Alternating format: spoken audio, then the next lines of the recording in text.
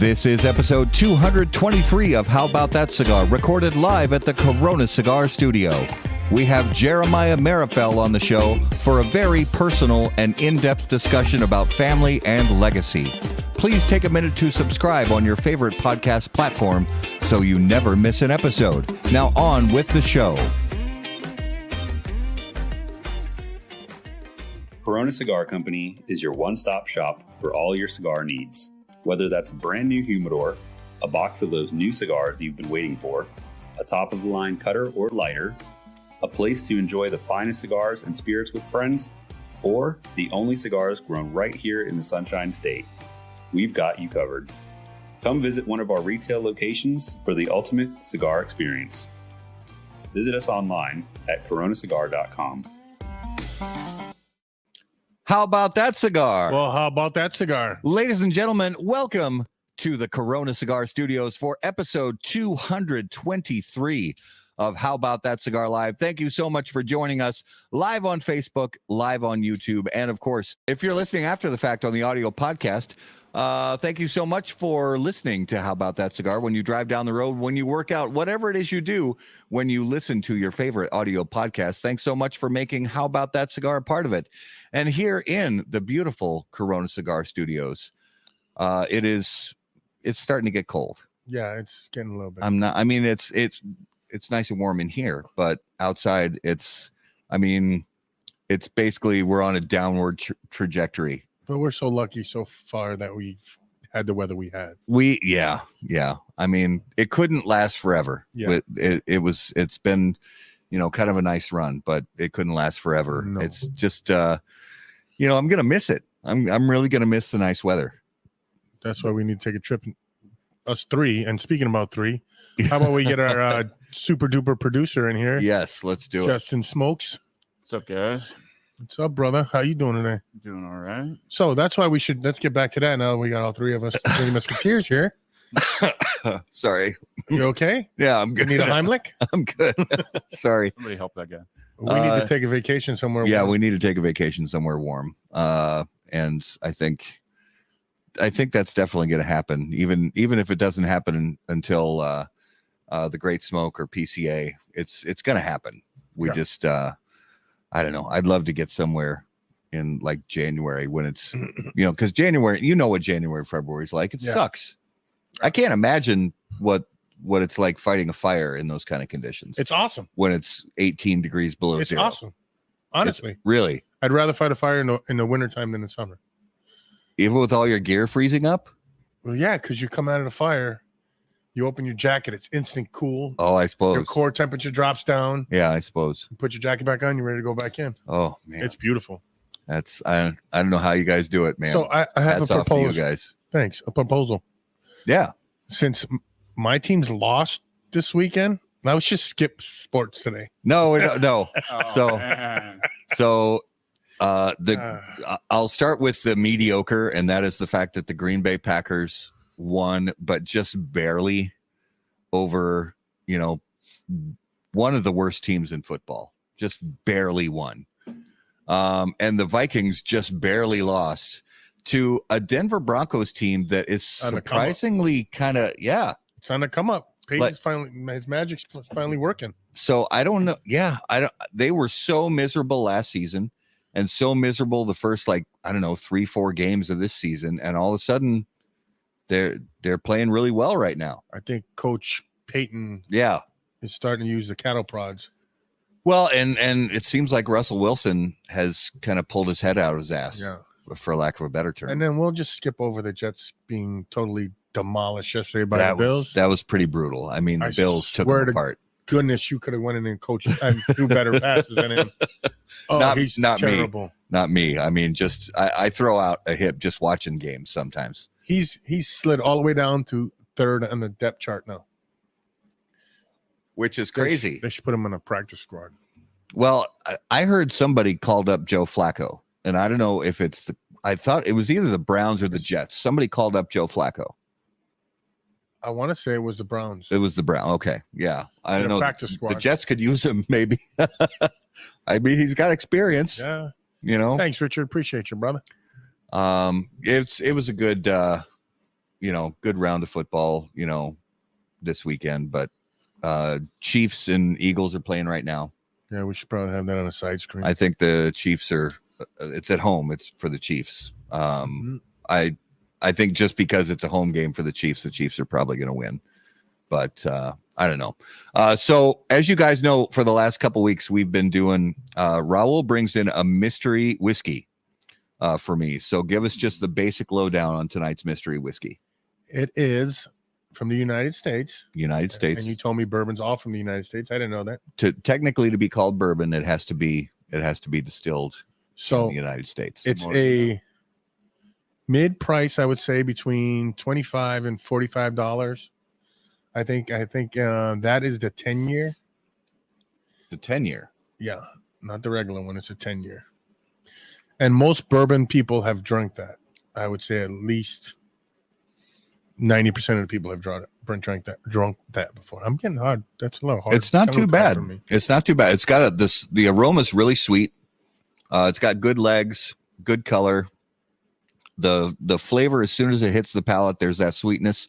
But now that I'm talking, the finish is kind of sour, but not like gross sour, just kind of, a little bit kind of tartness to it. I would give you one other tip. It's wanted more than it should be. Okay. All right. That might help. The value, secondary market value is higher than it should be. I think that's true. I think that's true for most whiskeys. Can I get an amen from our whiskey lovers out there? But yeah, we'll proof. I totally don't know. It tastes right off the bat 90? like it's kind of average, somewhere between 80 and 90, maybe around 100 ish. Yeah. But it doesn't taste super boozy, not super hot. So but we'll keep checking in on this bourbon as we go. I'm going to give some tasting notes and stuff like that. But we have a super fantastic, fun, special guest returning to How About That Cigar Live. And it has been a minute since this gentleman has been on the show. We're so excited to have him on. And as always, on How About That Cigar Live, special guests are brought to us by our friends at Drew Estate. And Drew Estate originally introduced Chateau Real in 2007. Not long after that launch, this cigar brand mysteriously disappeared, and the story became that only of folklore, legend, and even controversy.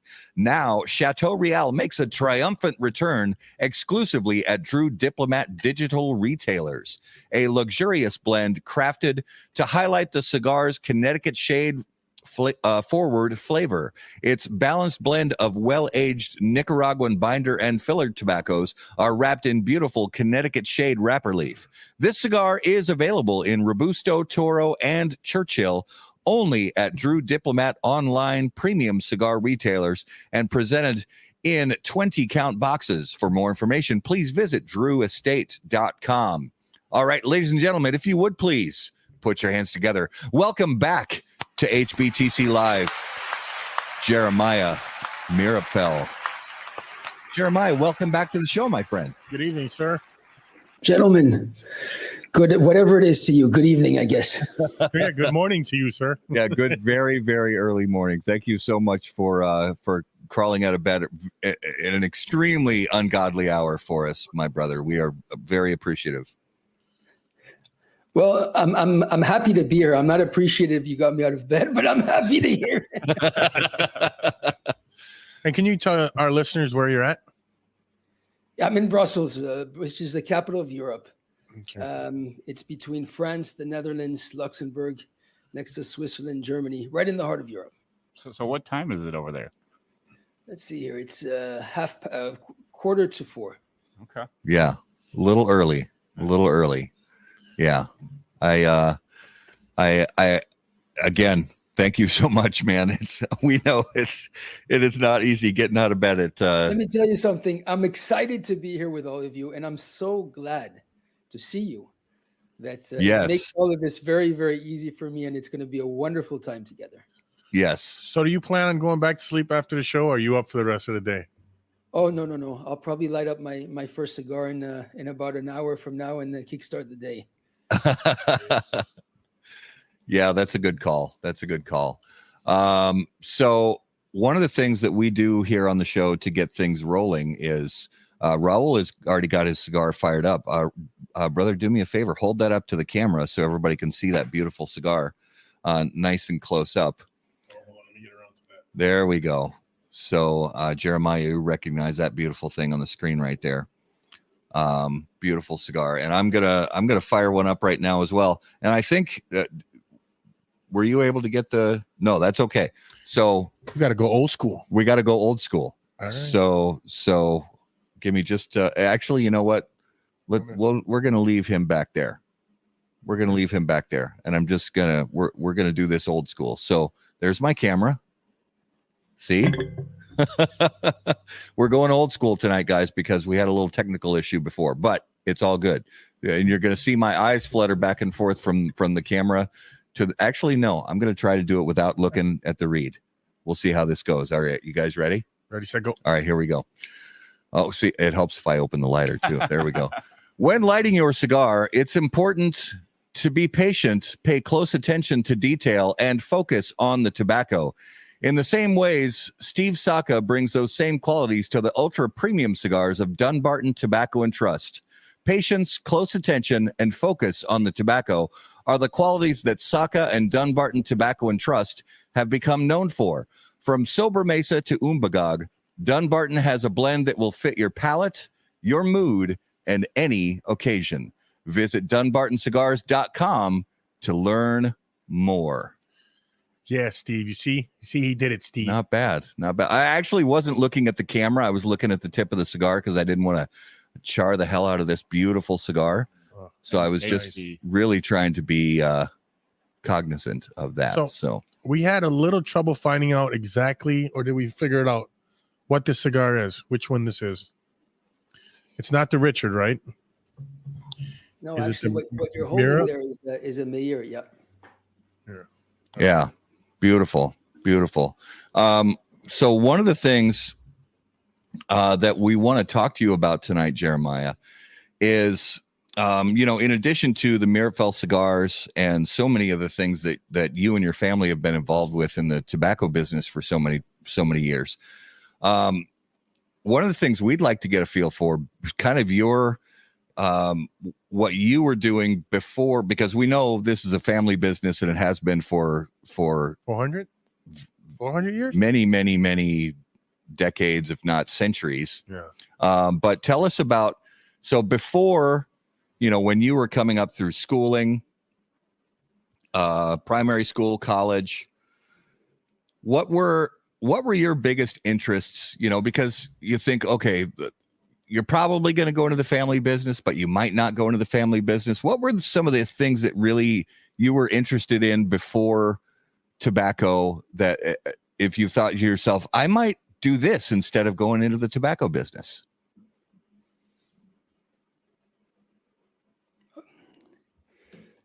Matt, you're asking me a question on a very special day. Firstly, I'd like to tell you something which I didn't tell you when you called me up and you asked me whether I'd like to come on today on your show. And I accepted the date with a very, very warm heart, but a very, very cold heart as well at the same time, because today is my father's birthday. And today is a day which I remember very clearly, exactly 20 years ago, day for day. We're celebrating in the Dominican Republic. And right about this time, we were sitting in the kitchen with Dad and Carlito Fuente, the three of us, lifting up a glass and toasting to my father's birthday.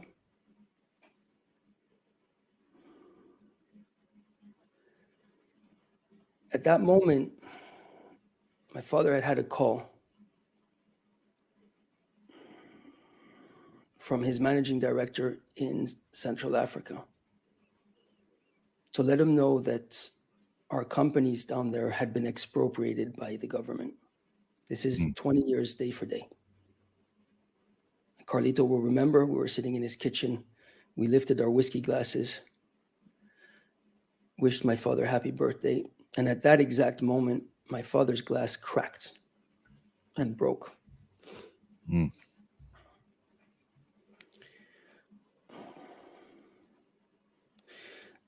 20 years day for day. And that's the day that I started my career as you know it today. You're asking me whether when I was a kid, I wanted to do anything else but tobacco. If I had had any other aspirations, if I was inspired in any other way.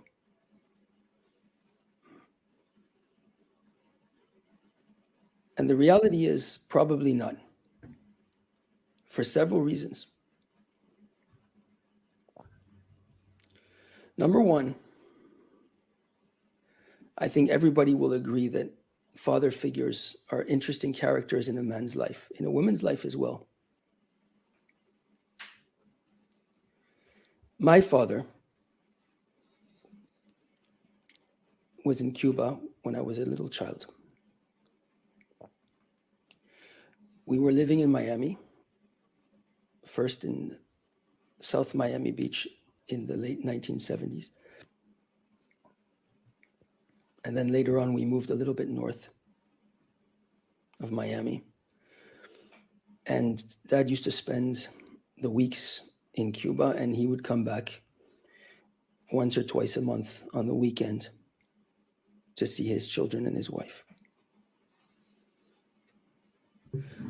And so when Dad walked through that door,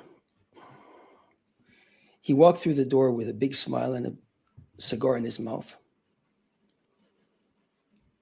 I must have been, well, actually I was anywhere from being 0 years old to I think about 7 years old when he stopped going. And so the first 7 years of my life were years that I smelt tobacco and saw tobacco. The same time I saw my father.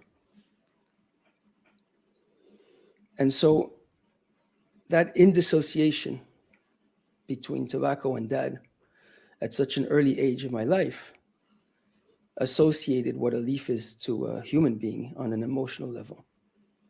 So my only dream was to see him more, and tobacco was the bridge to be able to do that. Yeah. Deeply rooted in my mind, tobacco was what my father was and vice versa. So the short answer is no, there was never anything else. I remember sitting on my grandfather's lap, and my grandfather would say, you know, you're the firstborn of the family. You're going to continue the family tradition. Some things are unnegotiable. And to be honest with you, I never really asked myself the question. You know, the lineage of our family in the tobacco industry dates back forever. A lot of people, we use the date 1876 a lot. On the bands actually of the cigars you're smoking right now, it says 1876.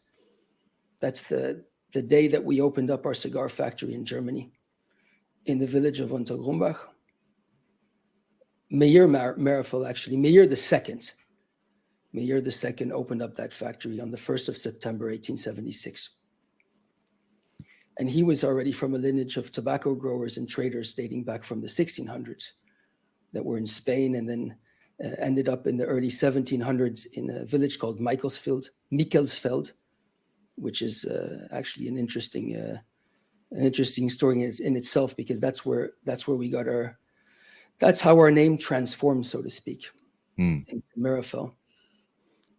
And then about 100 years later, Michelsfeld was a very big tobacco growing region near Karlsruhe.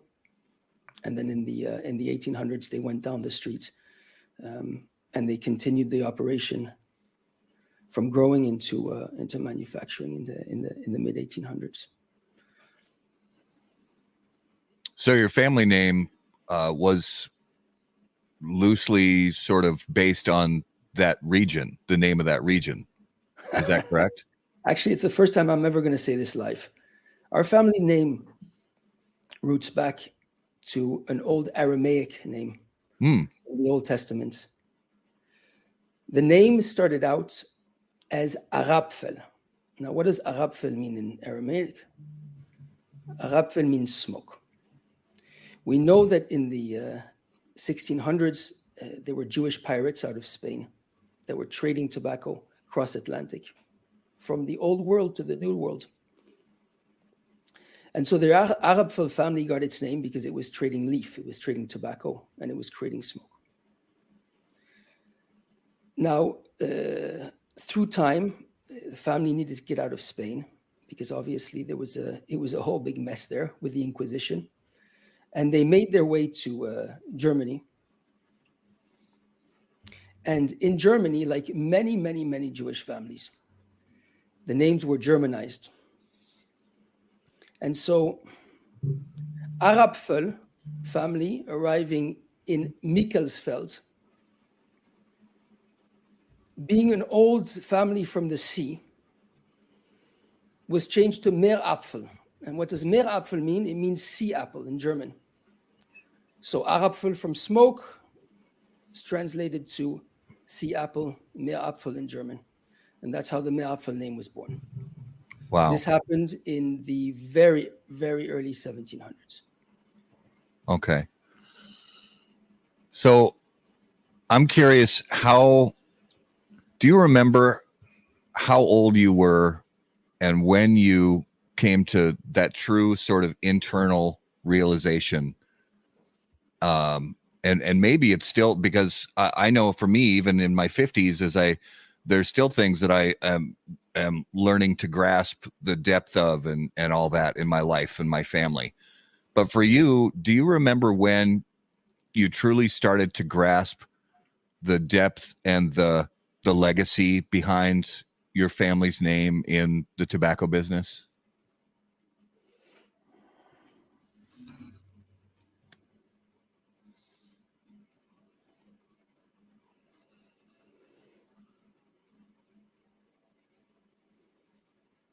It's a very hard question.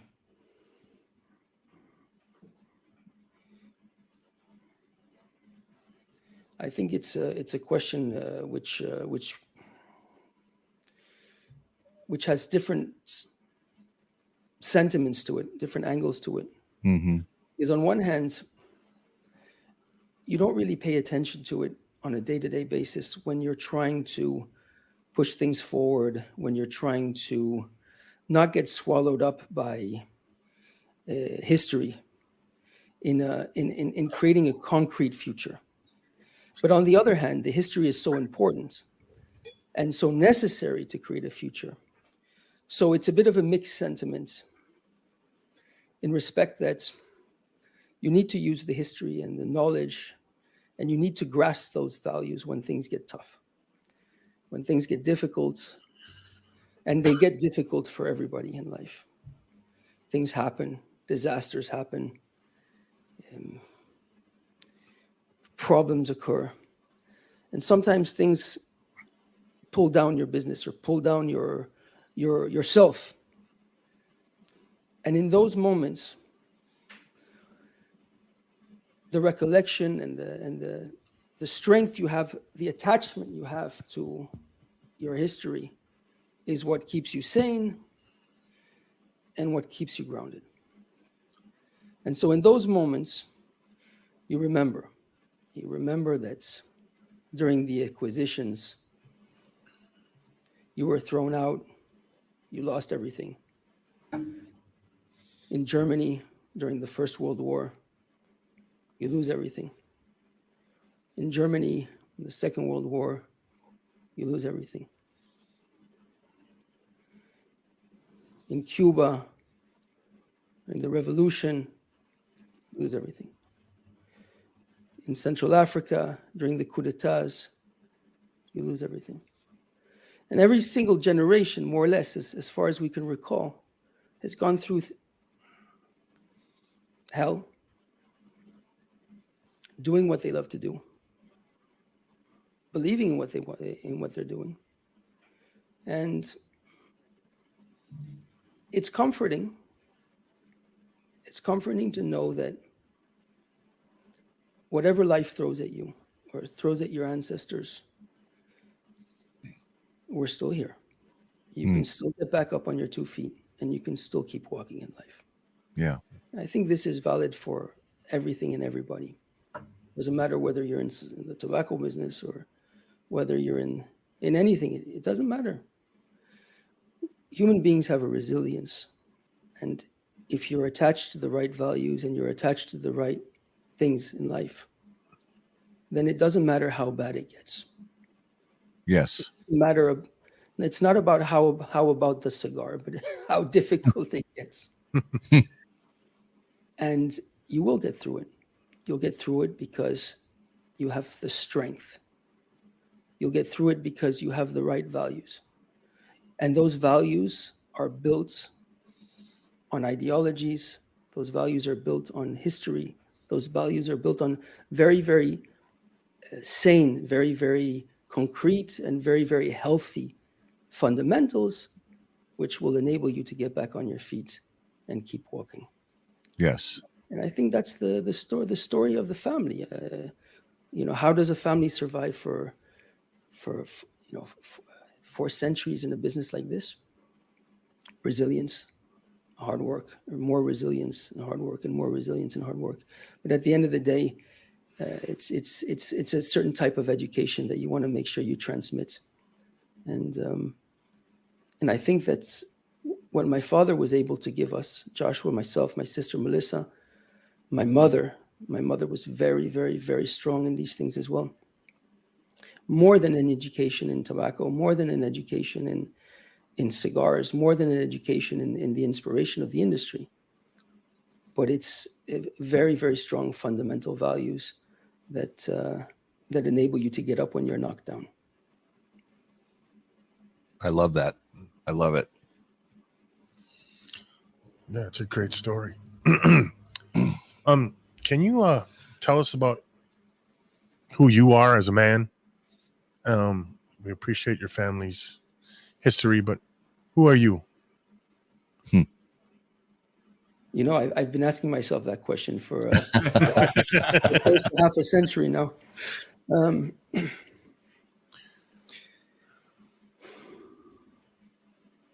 I believe that I'm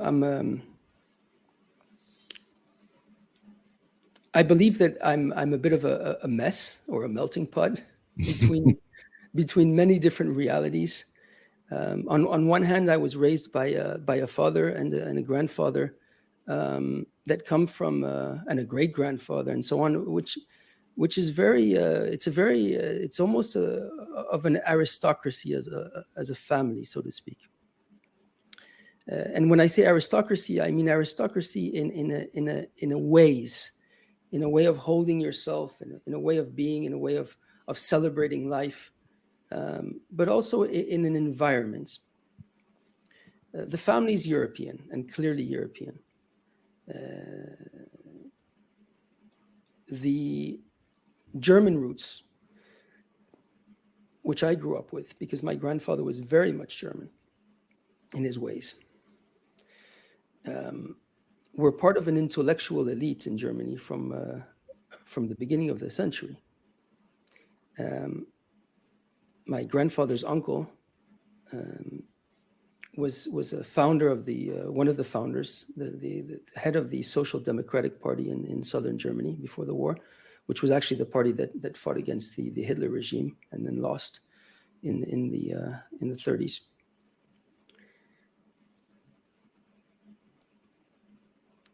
My father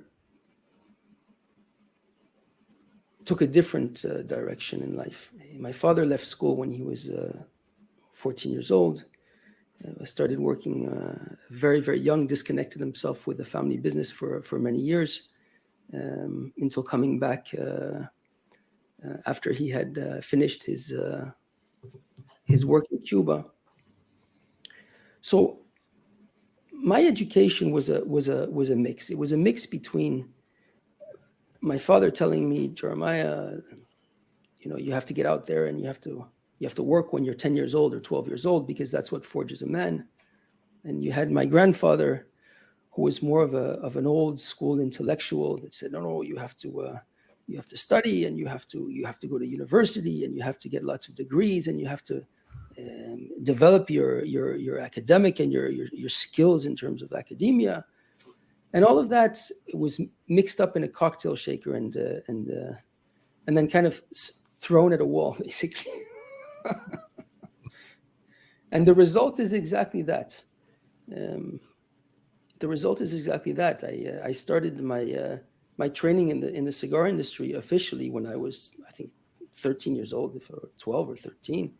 I started training with various manufacturers, going to Africa, spending 2-3 months in the summertime, a month and a half in the wintertime, and every other vacation in the book. So, talking about maybe 3 or 4 months of full-time work a year as a 12 or 13-year-old until I finished school. But then going to university and then spending on an executive level, and this was not fun, but something I did. Running a company and spending close to actually over 14 years at a university level, and finishing off in a doctoral program in Cambridge for 8 years. Mm-hmm. So, all of this put together in a shaker, you have kind of a mixture between a street dog and I don't. So you kind of get the picture. Mm-hmm. I wouldn't say that I have a preference over one from the other. I don't think any of it is important. I think in life, again, what matters is who you are and not what you've done or what you're doing. I think what's important, again, going back, is the fundamentals of what you want to represent in life. And I think this is a good message to anybody listening. Any of the new generation may be listening. I think the most important message that I can give on that level is the biggest value that a human being can have is how he treats other people.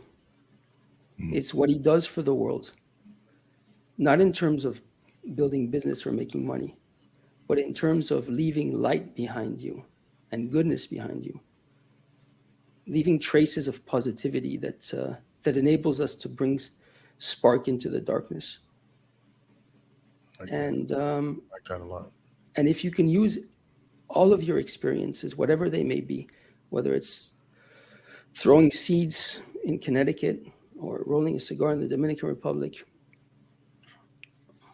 or transplanting a tobacco plant in the middle of the African rainforest, I think the most important thing in a human's life is the journey he takes and what he leaves behind in terms of emotion and in terms of inspiration for people to be good. We're living in very, very troubling times. Times where people are forgetting who they are, where societies are collapsing, where wars are breaking out everywhere in the world. And you see that a lot of the world is turned towards materialism. It's turned towards what's shining and what's glittering. And I think that's a huge reminder and a very big opportunity for us and for our children to take a step back and to realize that if we want to make life magic, if we want to be the real royalty of the world and the real aristocracy of the world, it's not about your position, it's not about your money, it's not about the car you drive, but it's the way you hold yourself, the way you speak to others, and the energy you bring to this world. And that in itself can change the world. And I hope that answers your question, Matt. Yes. Mm-hmm. Well, along those same lines, if you go back to what you were saying about leaving light behind you and leaving positivity behind you in your wake, wherever you go in life, whatever you do in life, those values have also been expressed very deeply by members of the Fuente family. And I know that that relationship for you and your family goes back a long ways. Talk to us briefly about what the relationship with the Fuente family means to you and what it, so maybe even some of the origins of that relationship between your two families. I started the show by saying that today was Dad's birthday, and the last day I ever saw my father was on his birthday in the Dominican Republic, sharing a scotch with him and Carlito Fuente at Carlito's house in the Dominican Republic. I'll explain to you the relationship that my father and I and Joshua have with the Fuente family.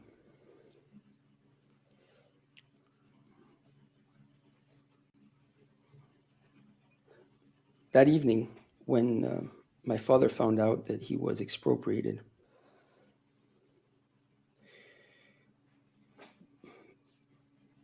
he didn't break down.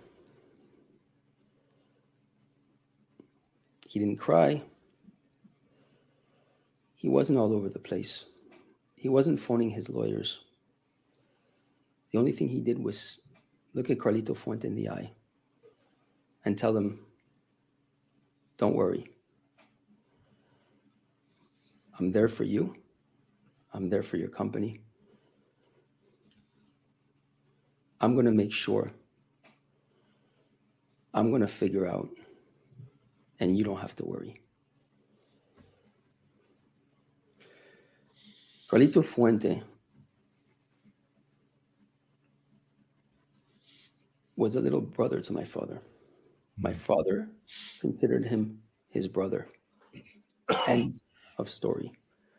And everything he did in his life, everything, from the moment he woke up to the moment he passed away, was to make sure that his family was safe. To make sure his family would be better off, unconditionally, at whatever cost. Now, the cost was very high. He passed away a week later. But answering your question in any other way would be diminishing the significance. And I believe that's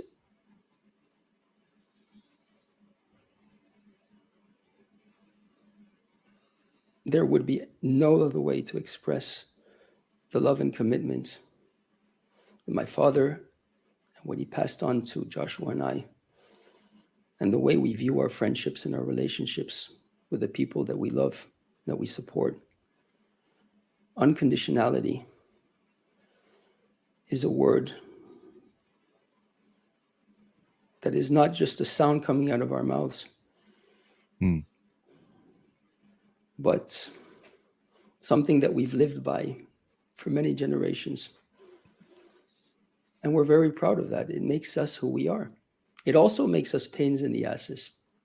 It also makes us very, very difficult to live with. Because I can tell you that having people that are so hard-headed and so adamant and so whole, when I say whole, I mean entire in the integrity and in the. It's not easy. You need to be okay. Listen, not everybody wants to hear the truth, or at least the truth as the person across from them sees it.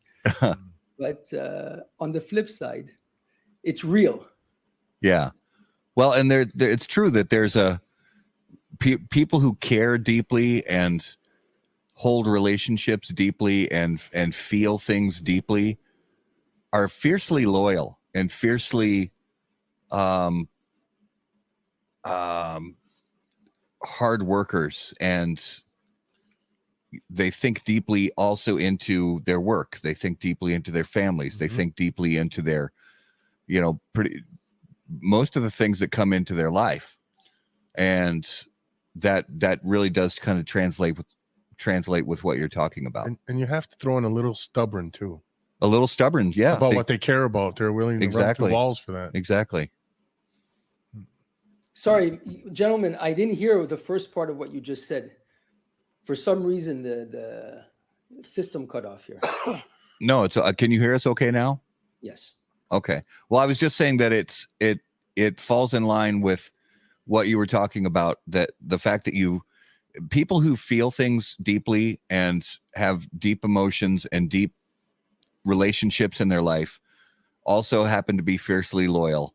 Mm-hmm. And Raul brought up that comes with it a natural sort of stubbornness, which is actually a good thing. Yeah. No matter what you say about people I love, yeah, I'm not budging on it. Yeah, that goes into the loyalty piece of it. And we know you have that. We know your family has that. We know the Fuente family has that, because it's been demonstrated for decades, and more than even decades.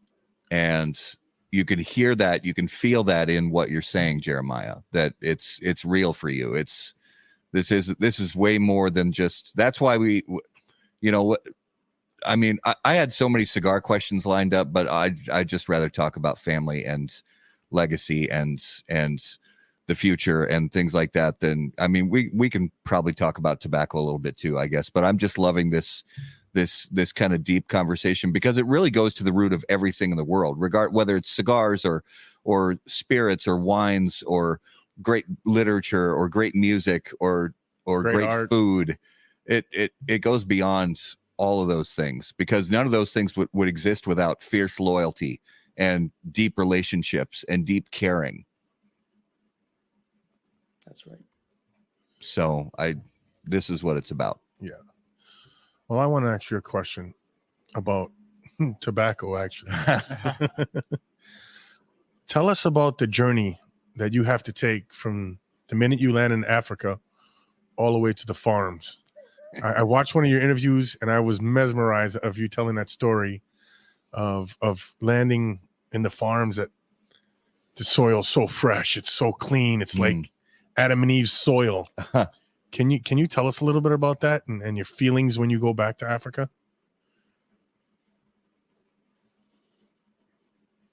I can tell you how I wish it was. I wish I got off a plane. Right. Ended up in a beautiful field 10 minutes later, getting out of my nice 4x4. That's not so. Irrigation and electricity and having a super efficient setup. And yeah, that's what I wish. No, joke aside. Listen, for some nasty reason or some game that somebody up there is playing, anything which is very precious is impossible to get. Whether it's gold, diamonds, whether it's Cameroon, oil and gas, or whatever it is. There's a nasty truffles, you name it. Anything which is very, very, very special is impossible to get. And Meerapfel Cameroon, and the reason I say Meerapfel, and I'll explain that in a minute, Meerapfel Cameroon is definitely one of those. Actually, to be honest, I don't think there's another tobacco in the world that's actually, I'm sure there's not another tobacco in the world that's as difficult, perilous, challenging, life-threatening, demanding to obtain than a leaf of Meerapfel Cameroon tobacco. I have no doubt in my mind. The reasons for that are very simple.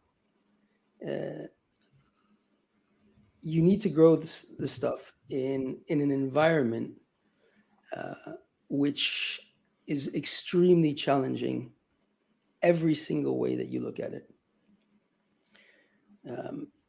We know that this stuff is grown in the second densest rainforest on the planet.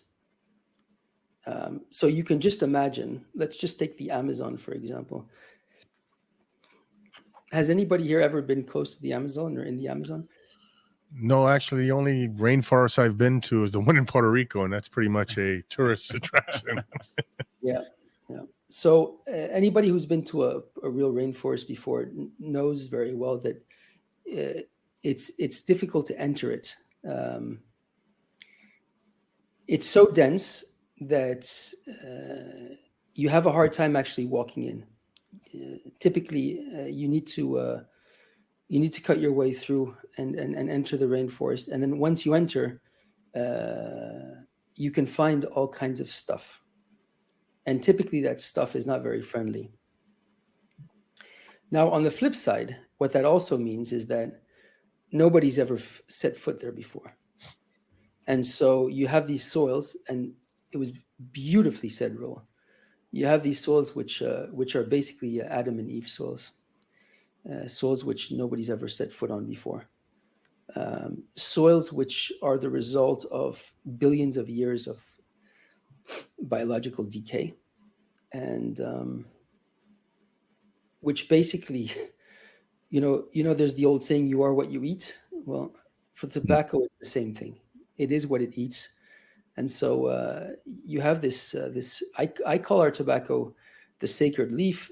I also once in a while call it fruit, because it's so sweet. And there's no secrets. When you have agriculture which is done in the old school way, so to speak, or in a no school way, Primitive way. because guys like Placentia wouldn't agree with the old school, so I'll say a no school way. You're going to get something that tastes very good, and in the same way as the tourists travel to the deep parts of Italy in the summer, and they're like, oh my God, the tomatoes tasted so good. And guess what, guys? If you grow your product in a certain way, you're gonna get very special tasting food or tobacco or whatever it is else that you're growing, and that's a luxury which our family has had over the last. My grandfather started working in Cameroon, I think, in the 50s, in the late 50s, early 60s. So we've been doing that for quite some time, and Cameroon is very distinct. It's unique. Now, whether you like it or not, that's another story. Some people prefer very, very aggressive style tobaccos, which have huge notes of peppers, and where the fermentation is not pushed to what I would consider the end, and so it's very strong ammoniac or very strong, what people interpret as power today, unfortunately, and that's not at all the style of tobacco which we grow and which we want to grow. What we will do is we'll grow this sacred leaf of ours in the middle of the rainforest. We'll get a no yield. It's very, very complicated. We have huge amounts of problems, including disease and all kinds of other stuff, insects, you name it. It's elephants walking through the fields and trampling entire plantations, because we have many different plantations. We work with little micro plantations, and we have about 3,000 of them. And then from there, we'll take the tobacco, which you can already imagine that there's I don't know, 5 or 6 or 7 leaves out of 40 or 50 leaves, which are suitable to maybe end up in a bill. And then we'll bring it into a center, and in those centers we're going to start pushing fermentation. And that's another part of our process. It's another part of the Meerapfel Cameroon product which you're enjoying, because we ferment in a way that there's not a single person on the planet that would ferment in this way. And the reason for this is because during our fermentation, we destroy a significant part of our tobacco. The tobacco is, fermentation. All of you understand the notion that you're basically cooking the tobacco, right? You're putting the tobacco in mass, and that has humidity, it has weight, and it's heating up. And the effect of the heat is to remove from the tobaccos what I call the poison, so to speak. So you're removing the ammoniacs, and you're removing all of the gases and the poisons, which give tobacco an aggressive, an aesthetic, Yeah. unpure, the impurities of the product. Yeah. Which is why it's so important that the premium cigar industry is separated from any other tobacco product, is most probably because of the processes of fermentation, where these impurities are extracted, and you end up with an unbelievably noble product, per se. Yeah. But we're pushing this to such an extent that there's huge amounts of damage which is done on the leaf on a physical level, because we always privilege the taste and the intrinsic quality of removing the impurities to the yields that we get on the crop. And that causes a lot of problems. Mm-hmm. Because what it does is it makes the tobacco very, very expensive. Makes the tobacco unbelievably expensive. By this point, out of 100 leaves in the field, maybe you have 5 leaves to pack or 4 leaves to pack, which you can then export as wrapper or sell as wrapper. Mm-hmm. You follow me? Yeah. So this is a process which we're definitely, 100% definitely, the only company in the world that would work in this particular way. Because again, we set up our processes for taste and not for the lucrative side of the business, not for the fact that we want to optimize, or that we privilege the optimization of the business per se, but we're privileging the intrinsic quality of the leaf. And so what happens is manufacturers end up with the tobacco, which is expensive. It doesn't yield very well per se, certainly compared to the tobaccos coming out of Ecuador or coming out of Nicaragua or Honduras, and that's difficult. That's very, very difficult. It's difficult for them. It's difficult for us, and it makes everything very, very expensive and labor intensive afterwards. Yeah. The resorting, but, and this is where we've never bent, or we were never overly excited to change our ways. That leaf tastes so good. Mm-hmm.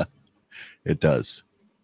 It does. This is an outstanding cigar right here. Yeah. I'm Outstanding. really enjoying cigar. this cigar. And so you're ending up with a product which is different. And it's not different because it's another seed, or it's not different because it's another providence. It's different because it doesn't taste the same. It's different because it doesn't contain the same impurities, and the effect that has on the palate is unique.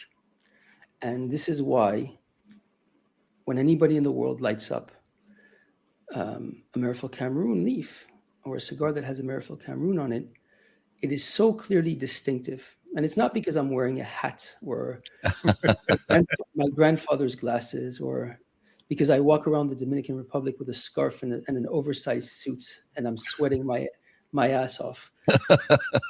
No, that's because I don't want my father or grandfather to slap me across the face because I haven't dressed properly and I disrespected the people I'm with. No, it's not because of all of that. It's because the product speaks for itself. The product is different. The product is noble. And, earlier on we spoke about what keeps a family in the business. How does a family survive for so many centuries? It has nothing to do with the job itself. It has to do with those, with the education to the next generation, that there will never be a compromise on certain things, disrespective of what that could bring you, or disrespective of what you could lose. And when it's in your DNA that you rather burn down the castle, you rather bring everything down to shreds, you rather destroy everything that was built before you, rather than sell your soul to the Ferrari or the Maserati or the Rolls Royce or that extra house in the Bahamas. Yeah. If you're willing to do that, then you're also willing to secure a place for your children, your grandchildren, your great-grandchildren in a very special place. And let me tell you, gentlemen, that place is not only the tobacco or the cigar industry. That place are the carriers of light we were speaking about earlier on.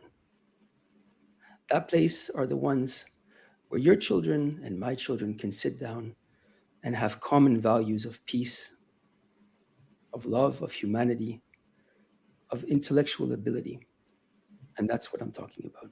Mm-hmm. That's expressed through the way you conduct your art, which is growing tobacco or making shoelaces. It's irrelevant. Right. I love it. I love it. So one of the things that I'm curious about for you and the people who, because there have been cigars in the past, where they've carried the Meerapfel Cameroon tobacco on the wrapper, and there have also been cigars in the past that have carried the Meerapfel name on the band.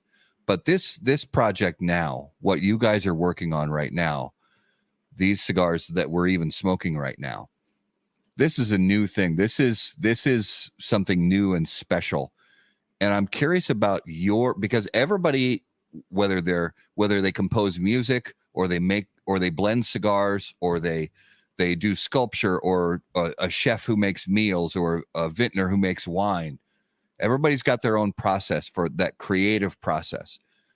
I want to know I'm curious about your creative process when you take this tobacco that you're so familiar with, and then you say, okay, we're going to make some new blends from the ground up and put our family's name on them, on the bands and on the boxes. And this is going to be a brand new thing. So talk us through your creative process with you and the other people who helped create these cigars, and sort of your philosophy behind it. Well, first of all, this is not a new thing.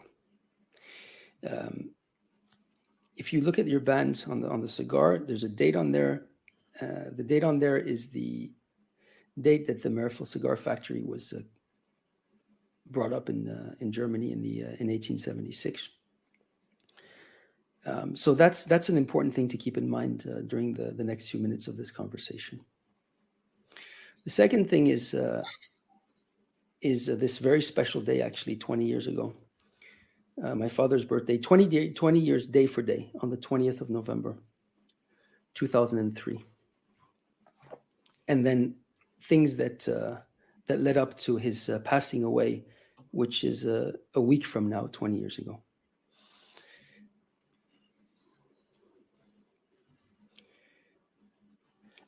When my father Richard passed away on the 28th of November, 2003, it was like somebody picked up a Dragunov or an anti tank missile and shot it through my head. My entire world came crashing down. I'd lost my father. I lost the patriarch of our family. I lost the president of our business. We actually lost the business in itself, so to speak. We were expropriated. There was nothing clear in front of us anymore. But then earlier on, we spoke about catching on to those values. And so the only thing that I could do at that moment was say, okay, what must I do? What's my responsibility right now? And the last thing I heard my father say to anybody in the world was to Carlito Fuente, when he promised Carlito that he will make sure that Carlito doesn't get in trouble with Cameroon Tobacco. And I called up my brother and my grandfather at the time, who was still alive. He was in his 80s. And I said, I'm going back to Africa.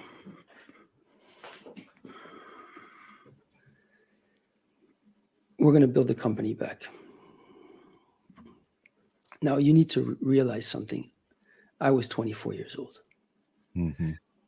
We just had a coup d'etat in Africa, one of the worst dictators in the history of Africa. I think you can find it in Time magazine. He was one of the 30 most bloodthirsty dictators to take control of sub-Saharan Africa, drinking the blood of children, thinking that it keeps him young, and taking control in the Central African Republic. So picture this. You have a 23-year-old or 24-year-old kid taking a flight, going to the middle of the jungle to confront a man that just expropriated the family, to rebuild a business in the middle of nowhere. Because the last thing he heard his father tell his best friend is, I won't let you down.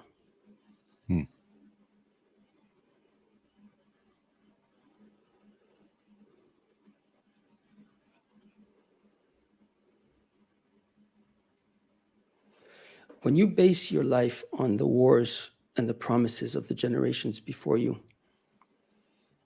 it sets the tone.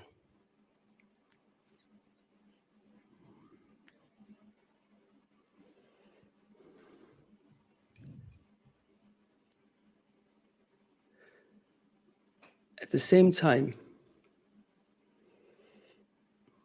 I realized for the first time in my life how fragile life is, how fragile business is,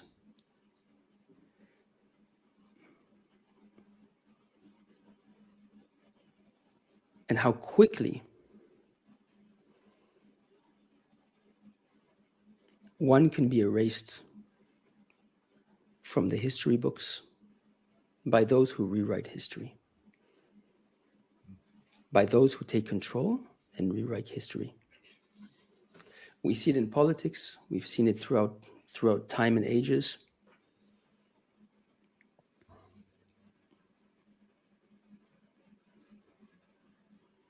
At that moment, I realized that I did not want my father to be erased from the history books. 20 years ago, Matt, outside of the industry, very few people in the world have ever heard about Meerapfel or Richard Meerapfel. I mean, still today, people are learning, but certainly 20 years ago, most people had no idea. Mm-hmm. And the reason for that is because for many, many years, well, first of all, communication wasn't the same.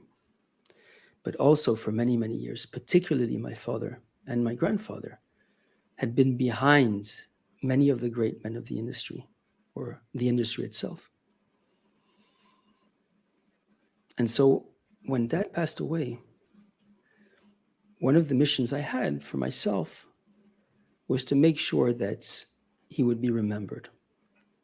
Him and then later my grandfather and my great-grandfather and the great-great-grandfather, and these wonderful people.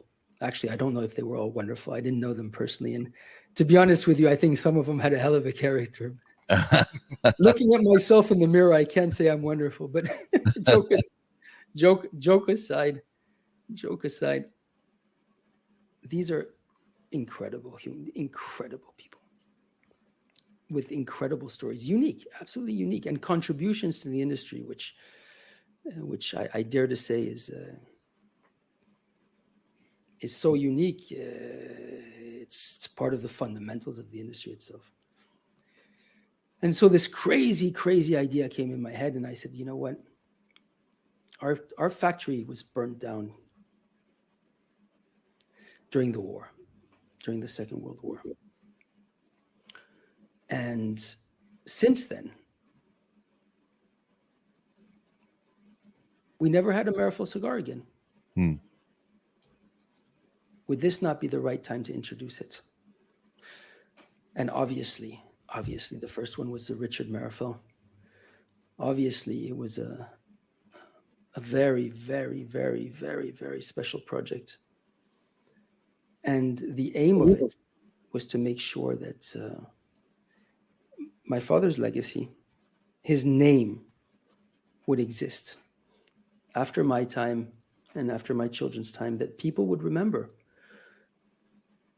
It would spark an interest.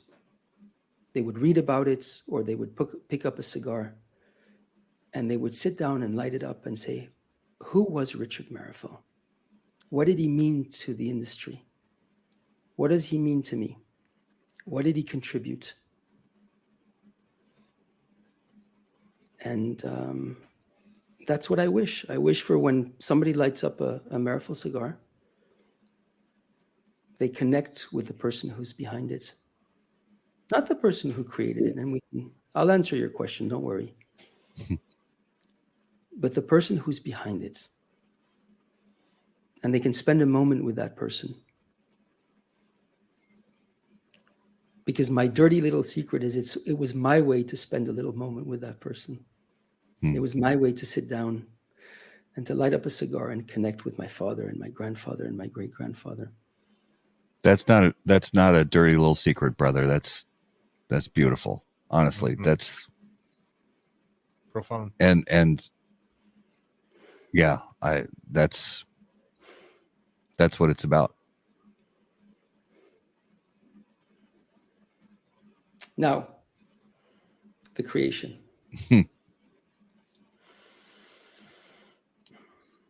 You see, the Meerapfel Cigar project is not about rolling a cigar. It's not about putting a band on a cigar which has our name on it, or sticking our name on a box. Far, far, far, far from. You see, when you go back for hundreds of years, and I see what's what my father, my grandfather, and the great-grandfather, when I see what all these guys did in the industry, there was huge amounts of innovation.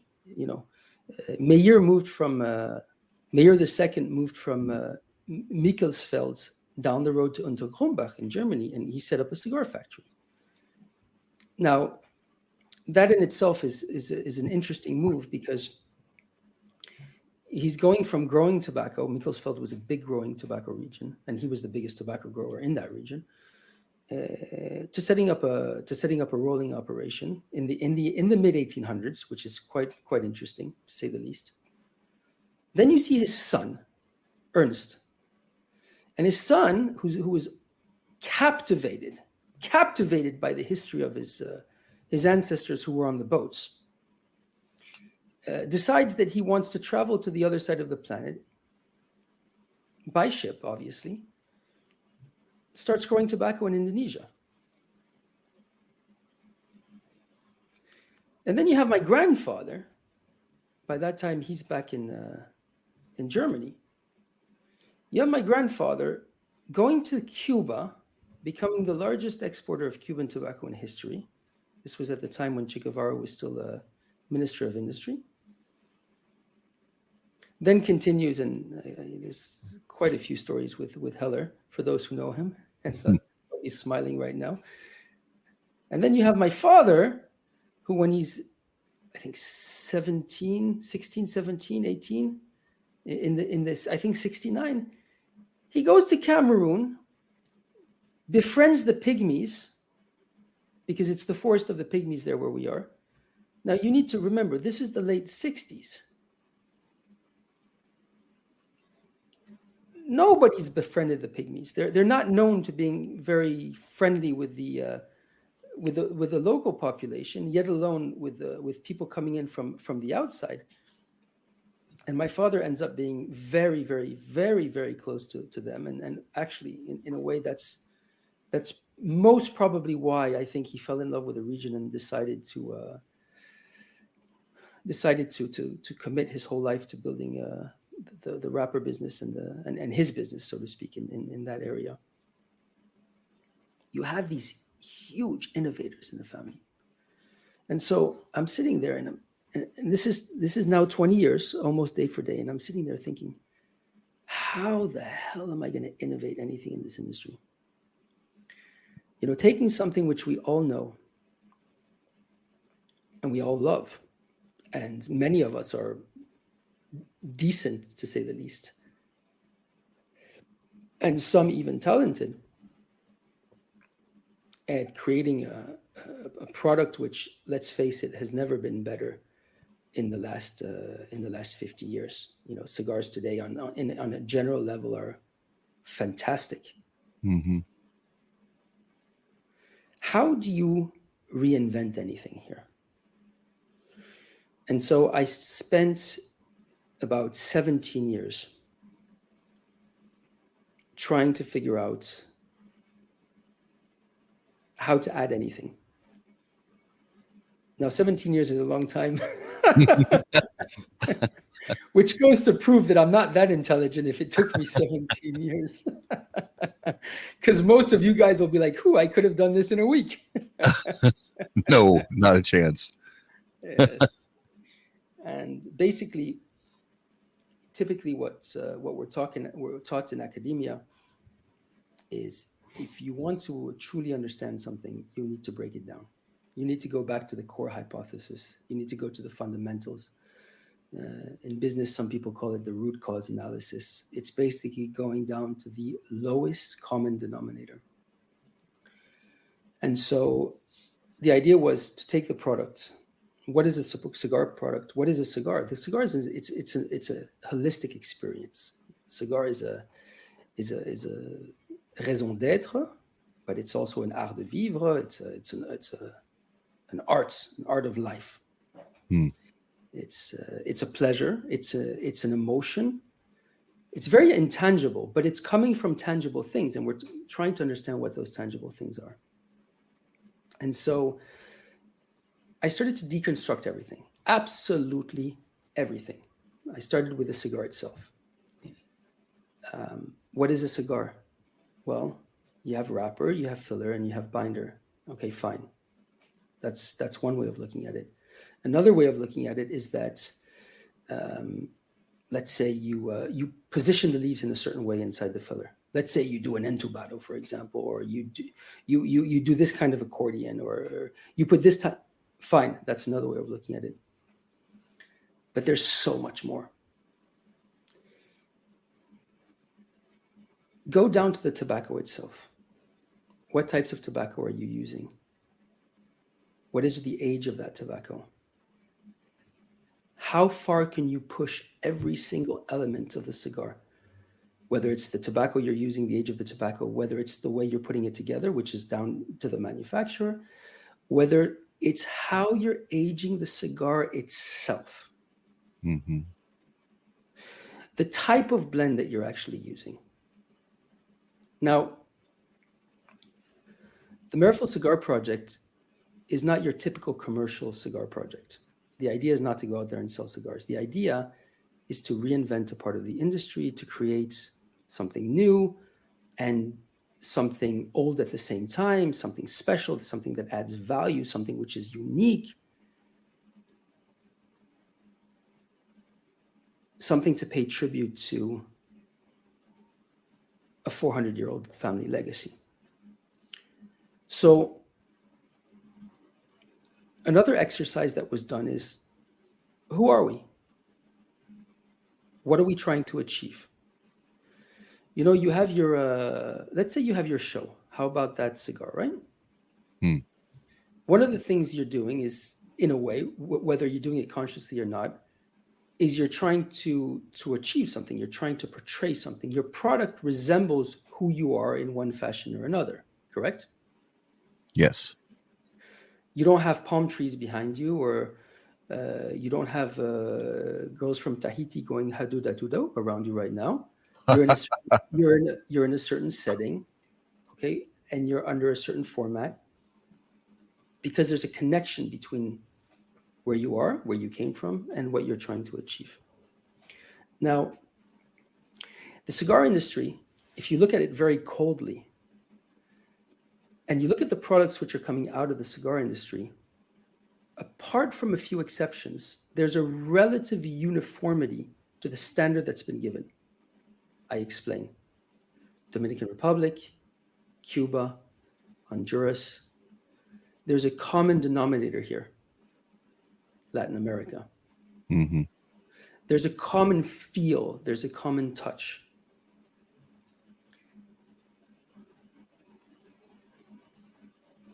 Whether that touch is felt on the packaging side, or whether that touch is felt on the product side itself, what I mean by that is the style of the smoke, the style of what you're actually enjoying, there's a common thread. Who am I? What is Meerapfel? Meerapfel, in effect, is an old European tobacco family, which, interestingly enough, is the roots of the families which created the industry in Cuba. They were Spaniards. What is this? I don't know what that is. You froze. There, it's gone. That was fun, whatever it was. Virtual reality stuff in this room. The industries were created by these generations of people that came in from Europe. And that identity was lost over time. And the new identity was then recaptured on the other side of the ocean.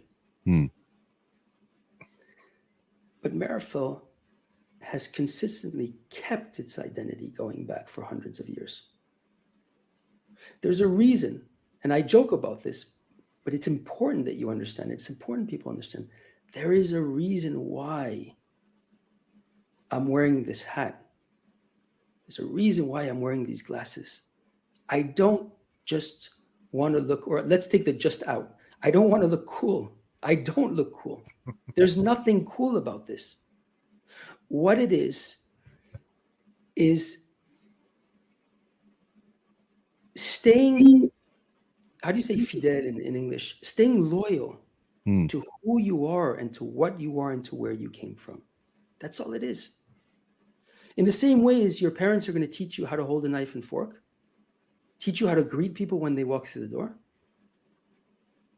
In the same way as the appearance has remained consistent. If you go back for the last 200 years in the family, you'll see that the look and feel, or at least the last 150, you'll see that the look and feel is exactly the same. Very, very similar. So again, what is Meerapfel? And Meerapfel historically is European. I wouldn't use the word royalty because we have nothing to do with royalty, but it's a type of people that privilege certain values, certain education, certain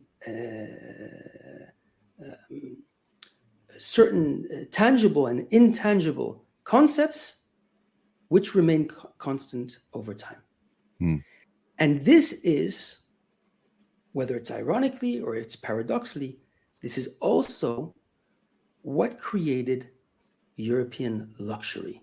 And I'm not speaking about myself or my family. I'm speaking about the families which were responsible for creating European luxury. Now, what is European luxury? European luxury is Hermes, Chanel, Bugatti, Rolls-Royce, Pagani, Louis Vuitton, blah, blah, blah, blah, blah, blah, blah.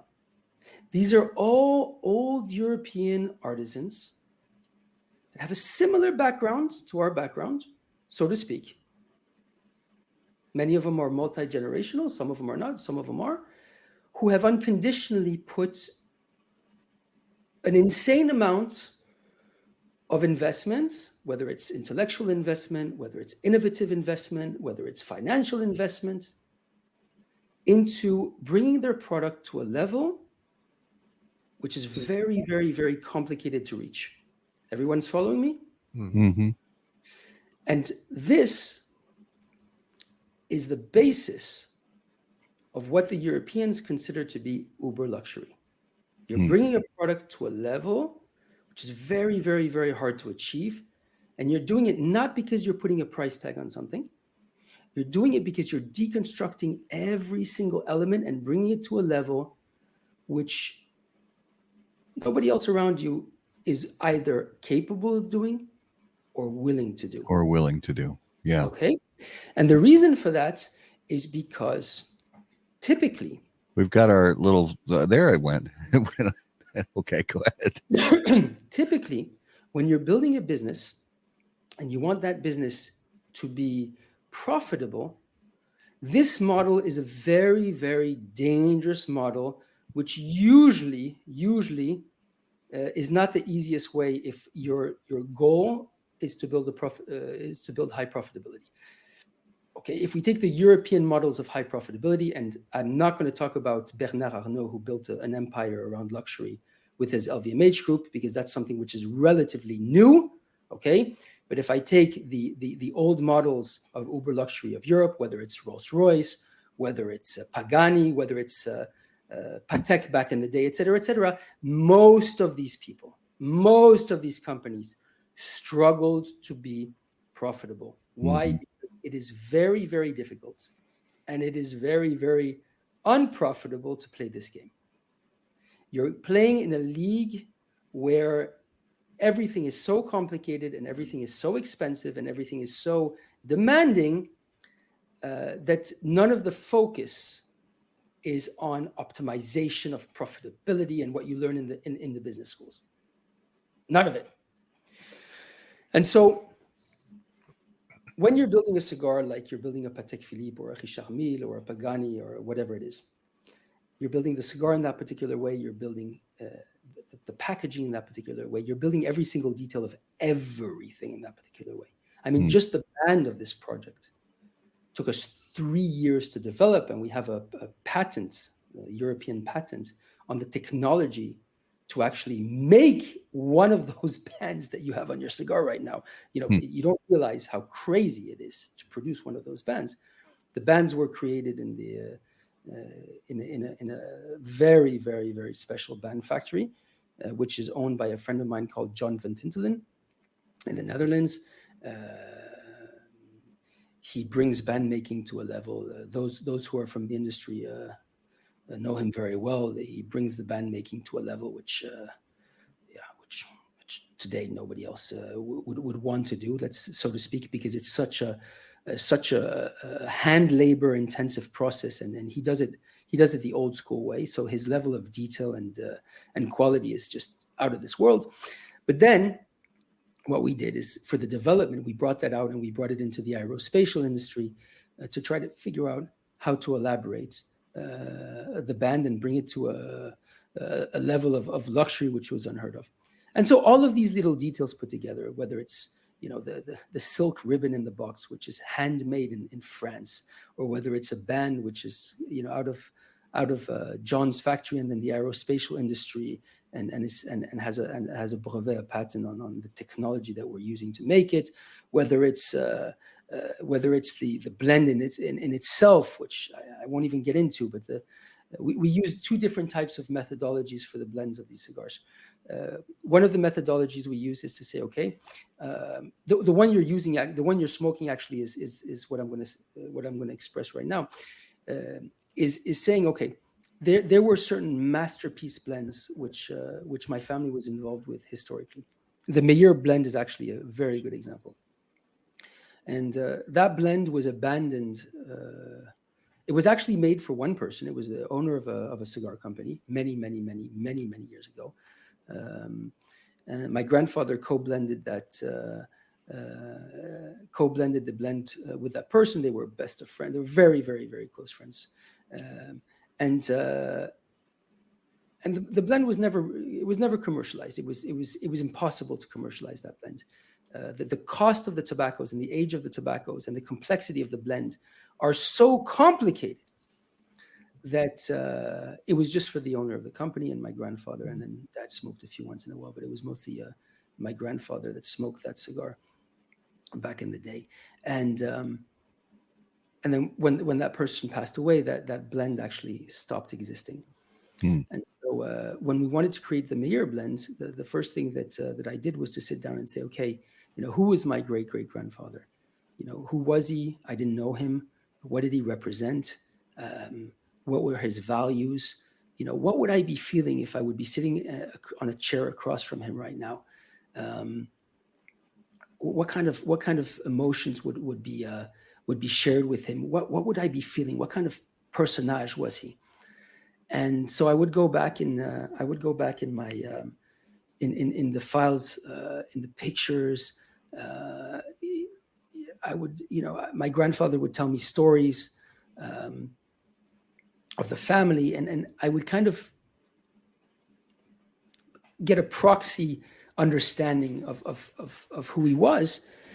And when I understood what I understood, when I felt what I felt, I remember this blend going back from when I was a small kid. I remember, and I went back to it and I spoke to the owners of that company. I said, guys, can you try to dig in and find that blend? And they said, Jeremiah, it's impossible.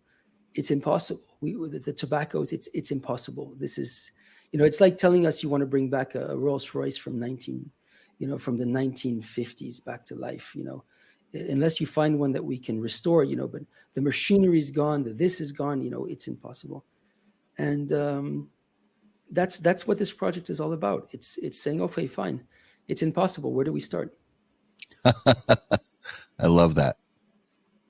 Yeah, it's impossible. Where do we start? That's a fearless attitude that I think is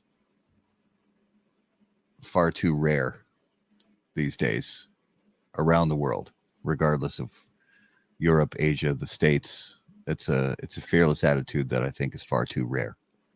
It's too rare, but it's one which all of us, every single one of us sitting here, has to keep reminding ourselves and our kids that, listen, we don't have to be like this every day. I don't expect anybody in their right mind who wants a normal, happy, balanced life to think this way, or you're going to end up just as fucked up as I am. So let's make things clear. However, what I am saying is that you don't want to lose that. You don't want to lose the magic. You don't want to lose the fact that you can sit down and steal a moment in time, which brings you to places and connects you to places which we should be connected to at certain times, and we can reach at certain times. And I think that's what we wanted the Meerapfel cigar to be able to deliver: something different and something to take you somewhere else.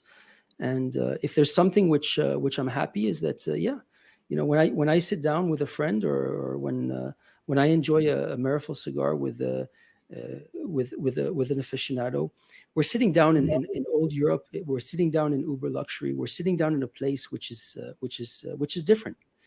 I was going to say the word unique, but there's many cigars that deliver a unique experience. This is just another one. It's another place. It's another setting. It's another feeling. And once in a while, we deserve to feel like royalty. And Yeah. Playing around with these types of tobaccos and these types of blends, well, I'm happy to say it's not only the kings that are able to do it anymore. Well, one of the things I wanted to ask you, and you already brought up a little bit about it, as far as for so many of us here in the States, we don't experience, and we didn't grow up with experiences of the ways that people interact and the way that the different cultures of Europe, we didn't experience those. And so I'm curious, because we're coming into the holiday season. So for you and your family, what's one of the most important things that you as a family look forward to for each holiday season?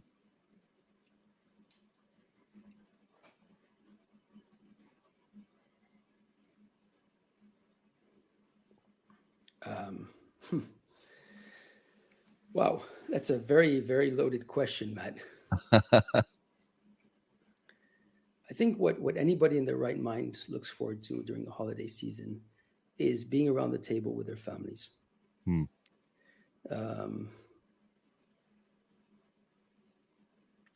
Now, whether that's possible or not is a different story. Some of us don't have the privilege of being able to do it because our parents are not here anymore, or some of our family members are not here anymore. Others because our parents need to work. Others because we might not have, the best of relationships with everybody in our families. But let's just say that I want a strong message to come across to anybody who watches this. Make family your priority. And work at it very, very, very hard. Now, there's exceptions. And those exceptions are understandable.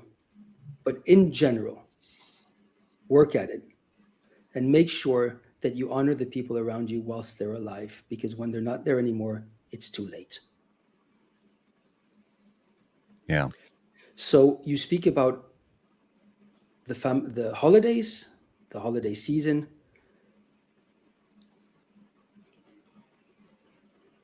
Look at it as a festive moment. Look at it as a moment for you to have a great meal and to see great friends, but also look at it as a responsibility to do good. Bring your family together, reach out to people that are less fortunate, reach out to people who may not have a home to go to. Whether those people are close to you or not, it's irrelevant.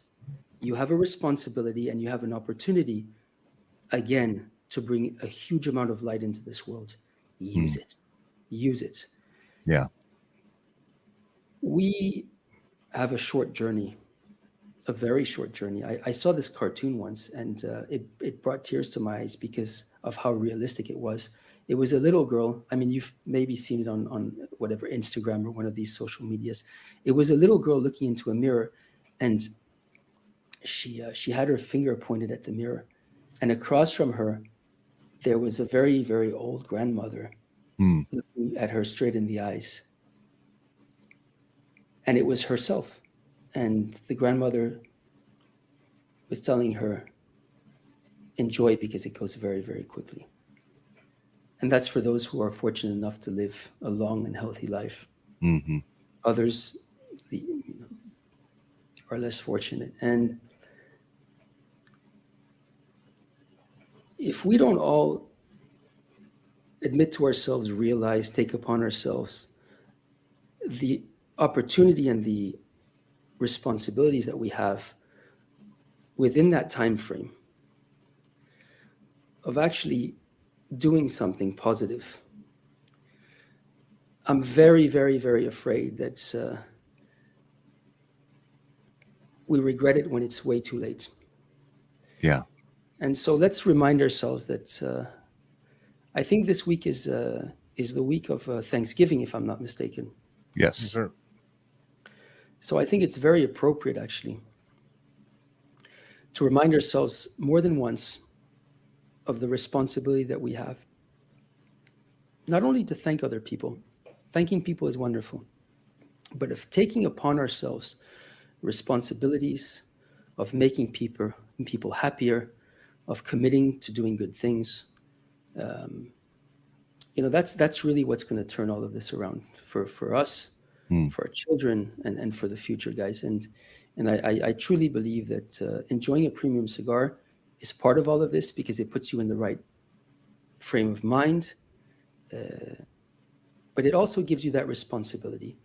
If we are going to be the ones that are going to be holding the torch, and the cigar is a torch, then let's use it to spread light, and let's use it to do incredibly positive things around us.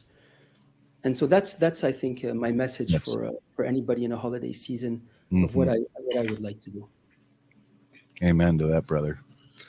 This whole thing, this interview has been profound. Yeah. You've said so many enlightening things. And as I'm going to watch this again, and I'm going to have a little notepad down, take some notes, because you have been an incredible guest, and I'm honored to be at this interview with you. I just want to thank you.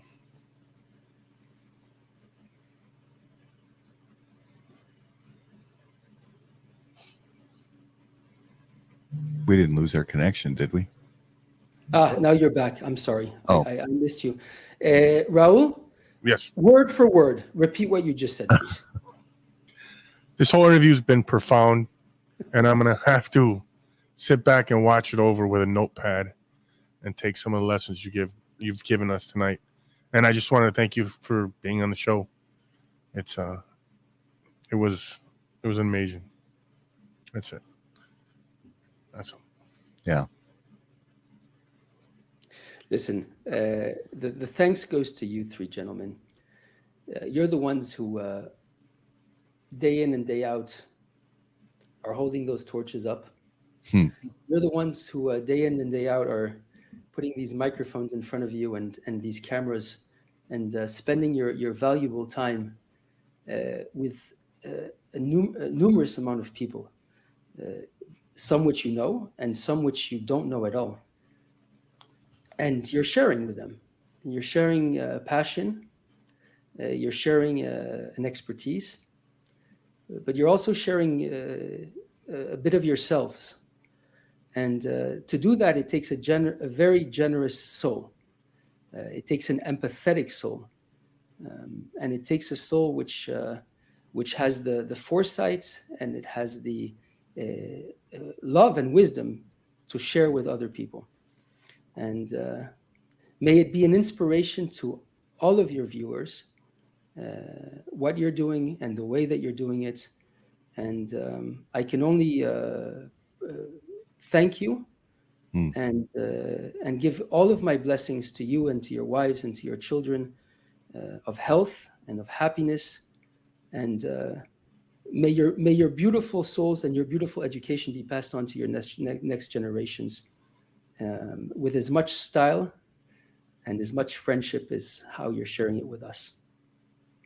Well, thank you, brother. Thank you, and if you have a few minutes, I'd love for you to stay through the last little bit of the show with us. Few minutes. It's 5 o'clock in the morning. I have the whole day. That's right. That's right. Well, so I want to check in on the mystery the mystery whiskey. We know that it's a bourbon. Mm-hmm.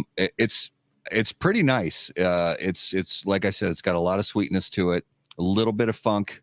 My first guess is Bullet 10-year. No, sir. My second guess is Russell's Reserve 10-year. No, sir. My third, I don't have a third guess. Eagle Rare 10-year. Eagle Rare 10-year. It's a very nice bourbon. Okay. I figured we'd bring a little something style there tonight. It's very nice. It's very nice. Thank you for that pour, my friend. All right, so I think it's time. Is it time? Are you sure? I think it is. All right, guys, it is time for this week's Numero de los Muertos. And as always, Numero de los Muertos, brought to us by our friends at Smoke Inn.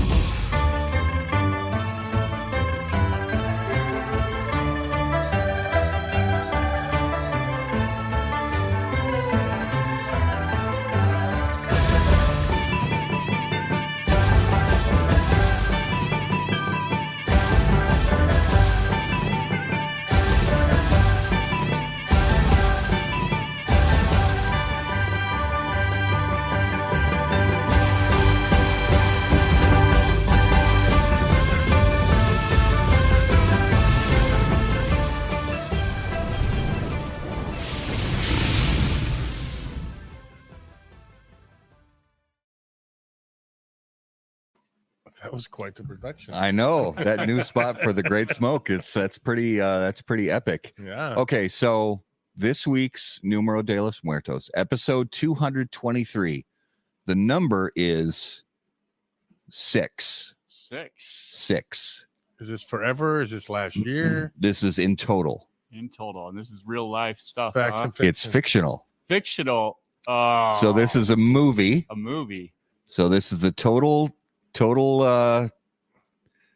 deaths in this particular movie. And here's a big hint. So I bring up this movie in particular Mm-hmm. because our dear friend Jeremiah, this movie is not set in Brussels, but it is set in somewhere in Belgium. So Okay. and the so Wait, so you want me to guess where it is? so you can guess where it is. Our viewers can guess where it is. So we're trying to figure out the place. or the Justin and movie? Raul, what's that? We're trying to figure out the place. Well, if you figure out the place, then you'll figure out the title of the movie as well. Okay. I think I know the actors. You know the actors? Yep. You want to name Colin. one of them? Colin Farrell? No, not Colin. That's one of them. Yeah. Oh. Yep. And the other one's the So what is it, Raul? I don't know. I can't remember the You name. can't remember the name of the movie. And the other guy is So Jeremiah, do you have an inkling of the movie we're talking about? Listen, I'm taking a wild guess, but I'm guessing it's probably Bruges. Yes. yeah. Yes. So the movie is called In Bruges. Yeah. And it's Colin Farrell and The guy from New York Gangs that was the Brendan Gleeson. Yes. I love him. So if you haven't seen this movie, it is hilarious. Huh. It's a dark comedy about two hitmen Mm-hmm. who sort of get shipped off to Bruges to sort of wait and do a job, but then they don't do the job, and the head gangster guy comes after them, and it's just this hilarious dark comedy. Gonna have to watch that one. Good. And I highly recommend the movie. It's really, really good. So That might have been one of the quickest. that was a quick one, but I knew it wasn't going to take a very long time because it's a pretty well-known movie. And again, if you haven't seen it, definitely take the time to go watch that. So that was this week's Numero de los Muertos. All right, let's jump into the lightning round brought to us by J.C. Newman Cigar Company, America's oldest family-owned premium cigar maker, creators of the popular Brick House, Perla Del Mar, Diamond Crown, and The American. J.C. Newman Cigar Company operates out of their 112-year-old El Reloj Cigar Factory in historic Cigar City, Tampa, Florida. For more information on their cigars or visitor experience, please visit jcnewman.com. All right. So Jeremiah, since you've been on the show before, so you've had some of these questions, but we got some new ones. So, and one of the things I'm curious about is whether it's in Belgium where you're from, or whether it's other areas of Europe, or even in the States. What is your favorite fast food item? If you ever go for fast food, burgers, fries, what's something you just love? Shit, which one do I not love?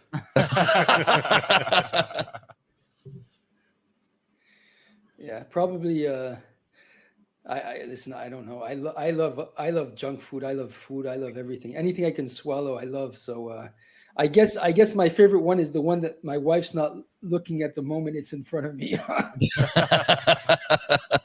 So you don't get judged?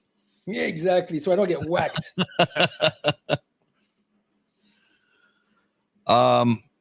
What's your favorite? I mean, I know, as far as I'm aware, you really enjoy wine. Is that correct? Yes. But outside of wine, what's your favorite cocktail? Oof. Whoa. Listen, my notions of cocktails have completely been redefined in the last year or two since Reinhard Porek took over the Meerapfel Cigar, running the Meerapfel Cigar division of our company. Reinhard was the world champion of mixology. He was the best cocktail maker on the planet. And, I thought I knew what a cocktail was until Reinhard mixed up a cocktail for me. And then I realized. So I'm going to have to answer that question next time I'm on the show, because every single time he mixes something up for me, I just fall off my chair and I'm like, this is my favorite. And then a cocktail later, I'm like, no, this was my favorite. So we'll say the answer is anything Reinhard makes. Yeah. Exactly. I love it. The fact I didn't know about him. Yeah. All right, what's another one here? All right, if you and we know that you do the Meet the Professor show with Jose Blanco and Carlito Fuente, but if you were the host of your own late night television talk show, who would you want to be your first celebrity guest?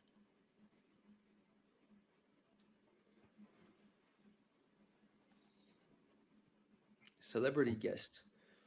It can be past or present. Yeah, we'll say it could be past or present. Someone living or dead. You can choose. You could say back in the era of Johnny Carson or in today's era.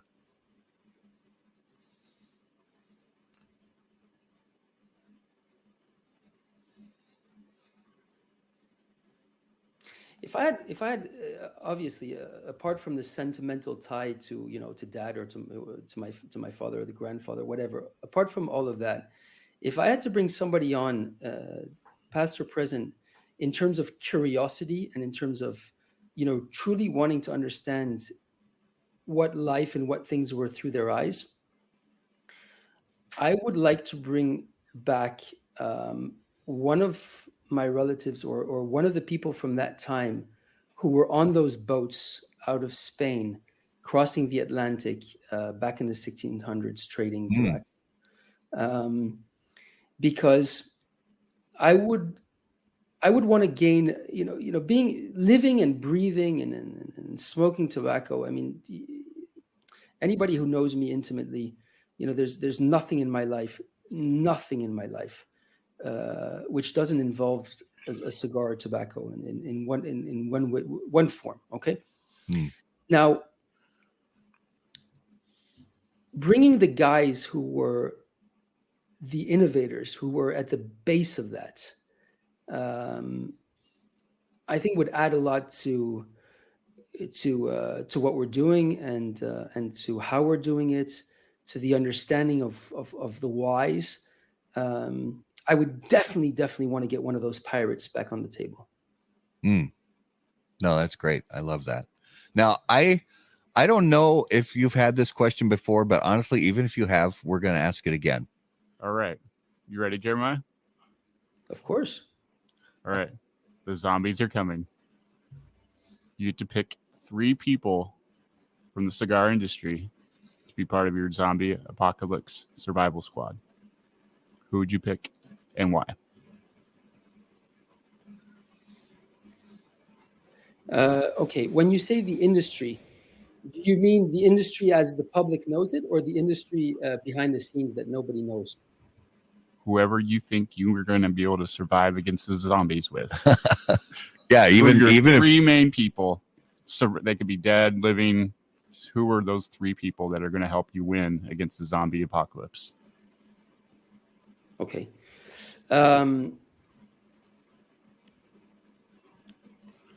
So I would definitely bring in my father because of his knowledge of tobacco and very, very, very, very broad knowledge of tobacco.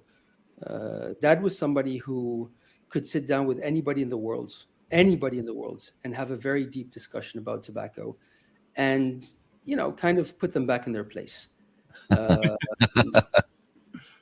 And I'm speaking even the growers themselves. He was a very, very, very powerfully deep man in terms of understanding of tobacco leaf, and he would be somebody who is needed to reconstruct, at least how I see it, or the way that I would want it, my daily cigar. The second person I would want in a situation like this is Carlito Fuente. Now, obviously, you guys are thinking, well, wait a second, this guy's speaking about the people that are closest to him. But guys, you need to realize that there's a reason why these are the people closest to me. Okay, my father's my father. I don't have a choice. But for the rest of the people in the world, I'm very fortunate to be in a position where, you know, I can kind of choose my pick. And Carlito Fuente is undoubtedly the biggest or the most expressive genius when it comes to cigar creation and cigar brands today in the industry. And that's a big statement I'm making. I've been by his side my entire life and most of his professional life. And he has a very, very, very, very unique way of seeing things, whether it's the tobacco, whether it's the cigars, whether it's the branding.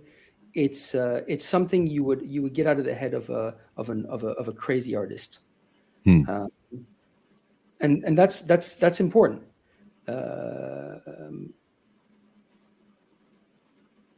And actually, thanks to that, you know, I have an enormous amount of faith in the future, simply because the influence that had on Liana and Lidiana, and Sophia and Carlos are significant enough for that heritage to be able to be passed down and to continue. Yeah. So Carlito would definitely be the second person, which would be instrumental at bringing back the cigar industry. The third person would be, and I'm not going to name names because nobody's going to know who I'm talking about if I do, would be my team. And I'm mentioning them as a person because they form one unit. My team have learned from my father. They've learned from me. And some of them actually, well, not some of them, all of them who have been around, and which is most of them actually, from my grandfather. And so the level of understanding of not only the business mechanics in terms of the product and what we're looking for, but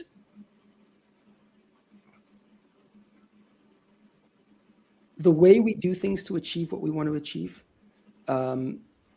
I would have to spend 20 years to train somebody or a team of people just on the fact that basically I would have to deprogram people to stop thinking as businessmen and to start thinking as, you know, cigar apasionados in a business environment. And I'd rather just walk in with my team if I had to do that than train somebody else. Most people who arrive in the company, it's very complicated because they arrive with either an academic background or a business background. They do things in a certain way and they have to kind of forget everything, because when you tell them, listen, you know, you're going to have to sacrifice this much profitability or this much, whatever it is, you know, because the taste is just not exactly what I'm looking for. It's not right. Most people would actually shoot themselves or walk out the door. And so if I wasn't if I was in a zombie situation, so to speak, that team of people or that group of people, including our director of production in Africa, our operational director, our managing director, you know, the countless tribal chiefs which are working with us, Stephanie back in the leaf department, obviously Maria, and all, you know, all the people that have been with us forever. You know, these guys are they make 1 unit. So let's count that as 1. I love it. I love this. Is such a That was the best This answer is I such think a- I've ever. well, it's such a testament, Jeremiah, to your thought process, because your focus when you're thinking about the zombie apocalypse is your focus is rebuilding the tobacco and cigar industry. Right. That's fucking fantastic. Nobody else has ever answered it in that way, and that is just groundbreaking. I love it. Sorry, Matt. I don't understand. Wasn't that your question? Yeah, well, yeah. Honestly, in a way, yeah. That's holy. That's just fantastic. I love it. I love the thought process. Okay, so let's jump into this week's notable smokables, brought to us by Luciano Cigars. Notable cigars, notable passion, notable purpose. So Jeremiah, every week, each of us names a cigar on the show that we smoked recently that was notable to us. Now, this could be a cigar that's been on the market for many decades that we smoked for the first time in a long time. Or it could be a cigar that's brand new to the market that we smoked for the first time ever. Now, obviously, you're smoking mostly your own stuff. I know you enjoy a lot of Fuente cigars, but is there something you smoked recently that's kind of outside of what you normally reach for that you had the chance to try either for the first time ever or the first time in years that really stood out to you?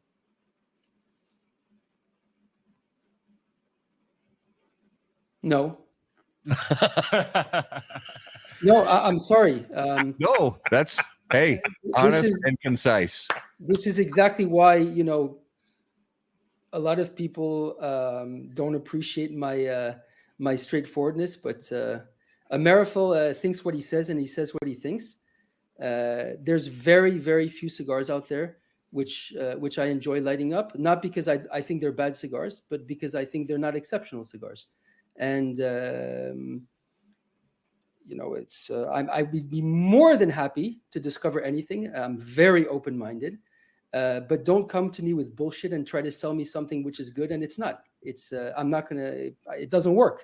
So I've been smoking my entire life. I was trained by the best people in the industry, in the world, in history. It doesn't mean I have a better palate, but it means I have a very, very specific palate, which has been trained in a very, very specific way. I recognize tobacco that's been fermented properly. I recognize tobacco that's been worked properly. There's nothing I hate more in the world than tobacco which hasn't gone through the processes which it should.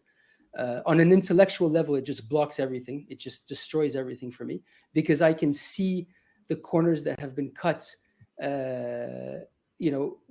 before I finish lighting up the cigar.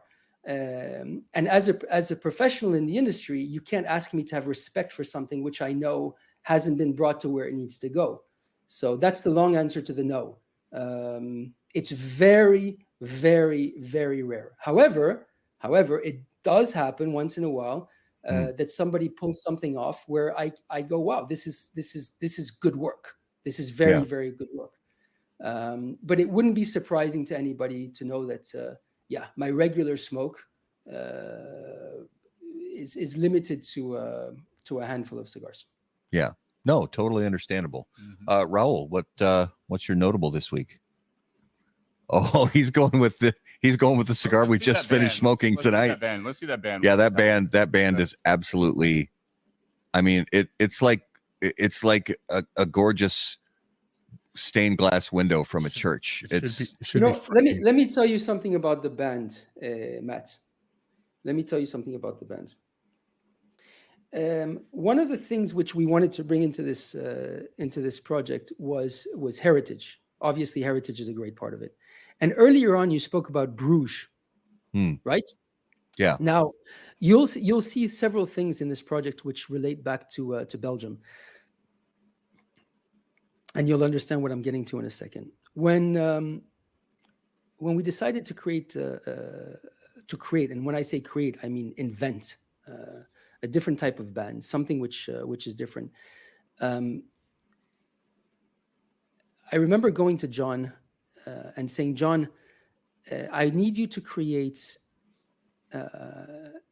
in the same way as lingerie is going to cover the body of a beautiful woman, I want you to create lace to cover the body of the cigar. Lace is actually made in Bruges historically. It's a very, very Belgian thing. And so the notion of lace was one I wanted to bring into the cigar. And John told me, listen, it's impossible. This was 3 or 4 years ago. He said, Jeremiah, it's impossible for technical reasons, which I'm not going to get in on this show. But if you look at the amount of detail on that band, you're actually looking at a piece of paper. So getting that kind of detail cut into a band, it took many, many years of engineering to actually reach it. And what you actually end up with is lace. You end up with, how do you sublime the body of something which is perfect? Like the body of a woman, how do you sublime it with lace? The body of a cigar, the wrapper, you're looking at very, very, very, very, very old and expensive wrapper. I mean, certainly the most expensive leaf on the planet ever. You're holding it in your hand when you're smoking that cigar. And how do you sublime it? And coming from a Belgian background, I wanted lace on the cigar. So it's important when you show everybody that band, you need to look at it as lace. It's lace. Yeah. Now, the story of that particular one is the Earnest band. Okay. And each of the bands represents the person that they're representing. You see, so the Earnest one, the Meyer one, which you have there, is actually a burst of light. Okay. In the Richard, it's a leaf. So I don't think you have one where you are in the studio, but No. if you look at the Richard band, it's tobacco leaves, because my father was responsible for Cameroon as the world knows it today, and the way that's okay. And my great-great-grandfather was from what I understand and what I've read, it was a very, very particular person, very spiritual person, who was very, very attached to the notions and the energies. He was studying astrophysics. He was studying the stars. He was very, very, very Kabbalist in those days. So he was a very scientific mind, and light was very important for him. And you can see this also in our education, in the way we speak, and the importance of spreading that light and spreading that love and spreading that energy. Meyer II was responsible for pushing it down into the future generations that you're actually feeling today.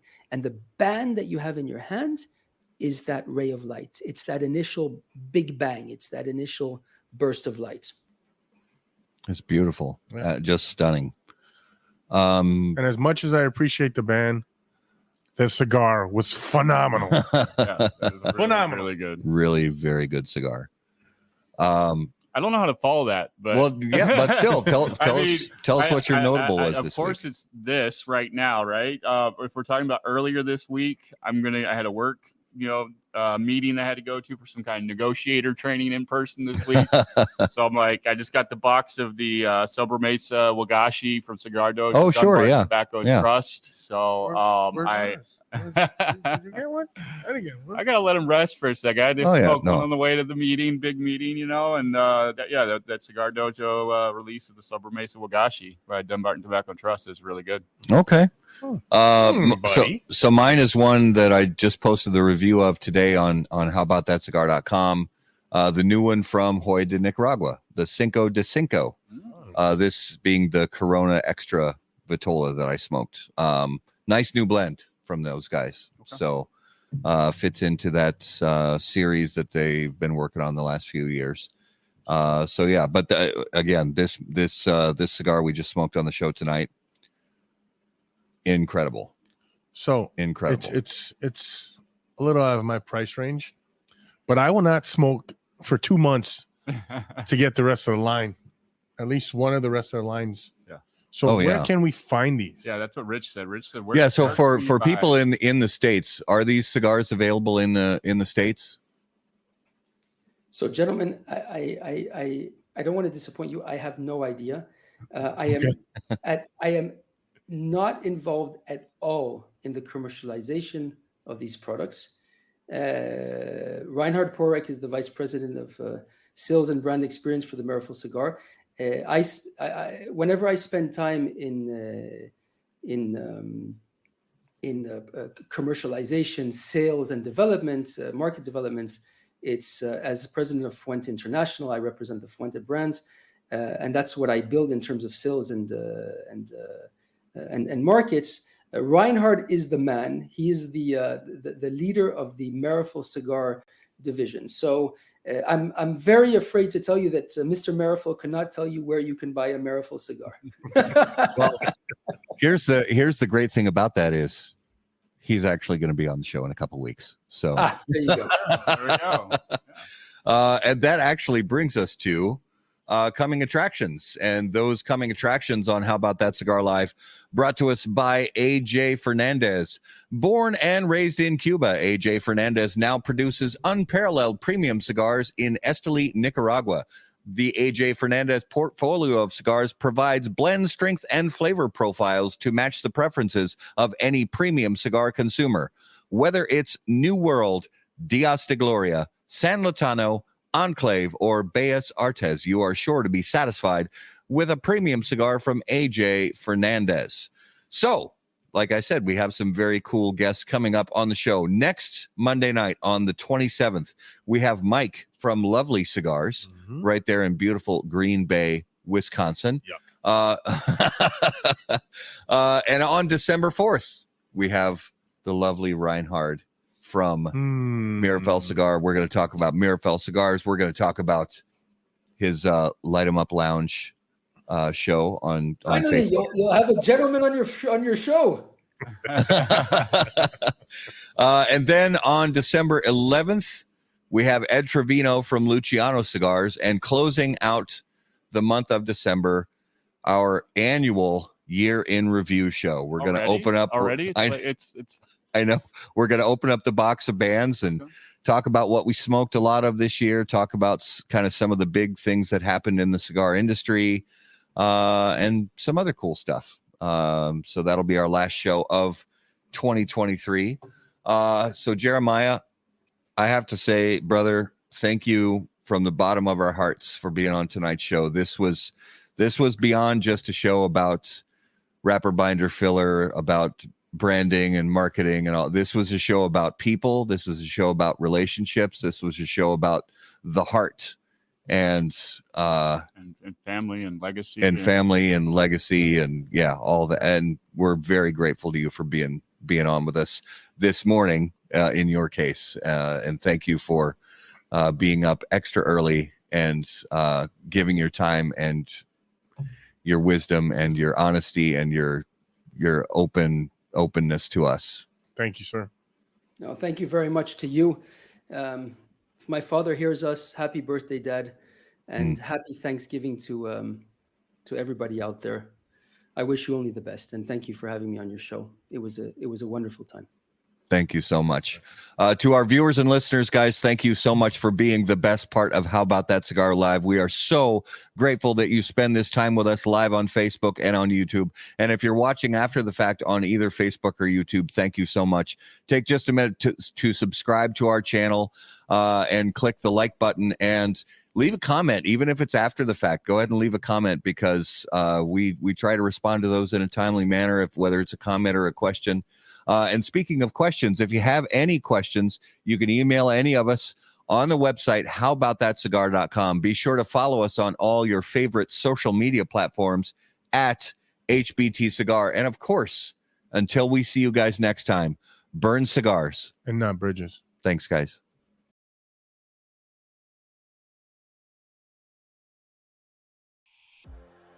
Any comments, opinions, viewpoints, or statements presented or uttered by guests on the HBTC podcast, HBTC live video streams, and all other media from HBT Media LLC are solely those of the individual and do not necessarily represent the opinions or viewpoints of How About That Cigar or its parent company, HBT Media LLC, any of our advertising partners, or the premium cigar industry. The primary purpose of How About That Cigar is to entertain and to encourage activity and growth within the community of people who enjoy or want to learn about the enjoyment of premium cigars.